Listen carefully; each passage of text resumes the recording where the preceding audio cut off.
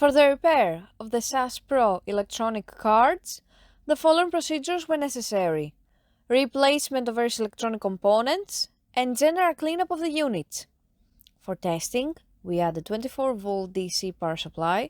As soon as we turn on the power supply, we see that the unit reacts and the LED indicators light up.